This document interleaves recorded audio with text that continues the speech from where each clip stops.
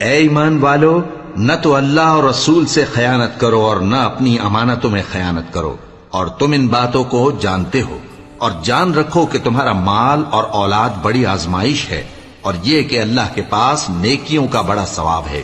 مومنو، اگر تم اللہ سے ڈرو گے تو وہ تمہارے لیے حق و باطل کا فرق ظاہر کر دے گا اور تمہارے گناہ مٹا دے گا اور تمہیں بخش دے گا، اور اللہ بڑے فضل والا ہے۔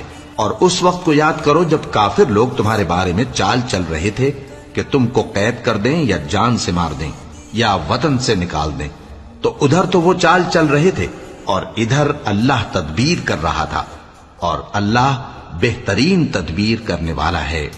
اور جب ان کو ہماری آیتیں پڑھ کر سنائی جاتی ہیں تو کہتے ہیں یہ کلام ہم نے سن لیا ہے، اگر ہم چاہیں تو اسی طرح کا کلام ہم بھی کہہ دیں، اور یہ ہے ہی کیا، صرف اگلے لوگوں کی حکایتیں ہیں۔ اور جب انہوں نے کہا کہ اے اللہ، اگر یہ قرآن تیری طرف سے برحق ہے تو ہم پر آسمان سے پتھر برسا یا کوئی اور تکلیف دینے والا عذاب بھیج دے۔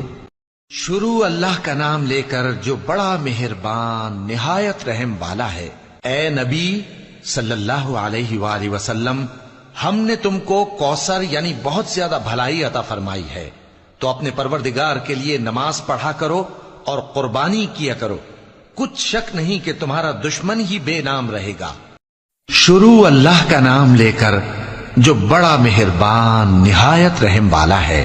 جو لوگ کافر ہیں یعنی اہل کتاب اور مشرک، وہ کفر سے باز رہنے والے نہ تھے یہاں تک کہ ان کے پاس کھلی دلیل آ جائے، یعنی اللہ کا ایک پیغمبر جو پاک اوراق پڑھ کر سناتا ہے جن میں مستحکم آیتیں لکھی ہوئی ہیں، اور اہل کتاب جو فرقوں میں بٹے ہیں تو دلیل واضح کے آنے کے بعد ہی بٹے ہیں، حالانکہ ان کو حکم تو یہی ہوا تھا کہ اللہ کی عبادت کریں، اطاعت کو اسی کے لیے خالص کرتے ہوئے یکسو ہو کر، اور نماز قائم کریں اور زکوٰۃ دیں، اور یہی مضبوط اصولوں والا دین ہے۔ جو لوگ کافر ہیں یعنی اہل کتاب اور مشرک، وہ دوزخ کی آگ میں پڑیں گے اور ہمیشہ اسی میں رہیں گے۔ یہ لوگ سب مخلوق سے زیادہ برے ہیں۔ بے شک جو لوگ ایمان لائے اور نیک عمل کرتے رہے وہ تمام خلقت سے بہتر ہیں۔ ان کا صلہ ان کے پروردگار کے ہاں ہمیشہ رہنے کے باغ ہیں جن کے نیچے نہریں بہ رہی ہیں، ہمیشہ ہمیشہ ان میں رہیں گے، اللہ ان سے خوش اور وہ اس سے خوش۔ یہ صلہ اس کے لیے ہے جو اپنے پروردگار سے ڈرتا ہے۔ اور رحمان کے بندے تو وہ ہیں جو زمین پر آہستگی سے چلتے ہیں، اور جب جاہل لوگ ان سے جاہلانہ گفتگو کرتے ہیں تو سلام کہتے ہیں، اور وہ جو اپنے پروردگار کے آگے سجدے کر کے اور عز و ادب سے کھڑے رہ کر راتیں بسر کرتے ہیں، اور وہ جو دعا مانگتے رہتے ہیں کہ اے پروردگار دوزخ کے عذاب کو ہم سے دور رکھیو کہ اس کا عذاب چمٹنے والا ہے۔ بے شک دوزخ ٹھہرنے اور رہنے کی بہت بری جگہ ہے۔ میں روز قیامت کی قسم کھاتا ہوں اور نفس لوامہ کی قسم کھاتا ہوں کہ سب لوگ اٹھا کر کھڑے کیے جائیں گے۔ کیا انسان یہ خیال کرتا ہے کہ ہم اس کی بکھری ہوئی ہڈیاں اکٹھی نہیں کریں گے؟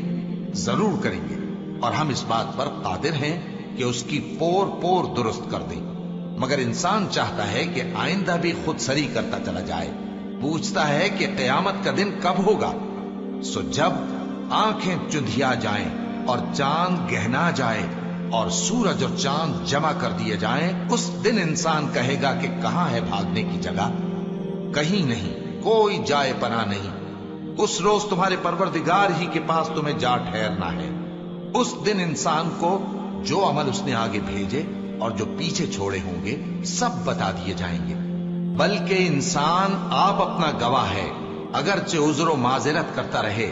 اور اے پیغمبر صلی اللہ علیہ وآلہ وسلم، وحی کے پڑھنے کے لیے اپنی زبان کو تیز تیز حرکت نہ دیا کرو کہ اس کو جلد سیکھ لو، اس کا جمع کرنا اور پڑھانا ہمارے ذمے ہے۔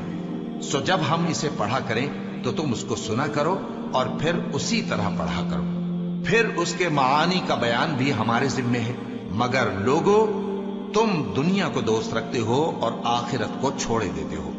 اس روز بعض چہرے رونقدار ہوں گے، اپنے پروردگار کی طرف نظر کیے ہوئے ہوں گے، اور بہت سے چہرے اس دن اداس ہوں گے، خیال کریں گے کہ ان کے ساتھ کمر توڑ معاملہ کیا جائے گا۔ ہاں، جب جان گلے تک پہنچ جائے اور لوگ کہنے لگے اس وقت کون جھاڑ پھونک کرنے والا ہے؟ اور اس جاں بلب نے سمجھا کہ اب جدائی کا وقت ہے اور پنڈلی سے پنڈلی لپٹ جائے، اس دن تجھ کو اپنے پروردگار کی طرف کھینچے چلے چلنا ہے۔ پھر ایسے مغرور نے نہ تو پیغمبر صلی اللہ علیہ وآلہ وسلم کو سچا جانا اور نہ نماز پڑھی، لیکن جھٹلایا اور منہ پھیر لیا، پھر اپنے گھر والوں کے پاس اکڑتا ہوا چل دیا۔ خرابی ہے تیری، خرابی پر خرابی ہے، پھر خرابی ہے تیری، خرابی پر خرابی ہے۔ کیا انسان یہ خیال کرتا ہے کہ اسے یوں ہی چھوڑ دیا جائے گا؟ کیا وہ منی کا جو ٹپکائی جاتی ہے ایک قطرہ نہ تھا؟ پھر لوتھڑا ہوا، پھر اللہ نے اس کو بنایا سو اس کے اعضاء کو درست کیا، پھر اس کی دو قسمیں بنائی، مرد اور عورت۔ کیا اس کو اس بات پر قدرت نہیں کہ مردوں کو زندہ کر دے؟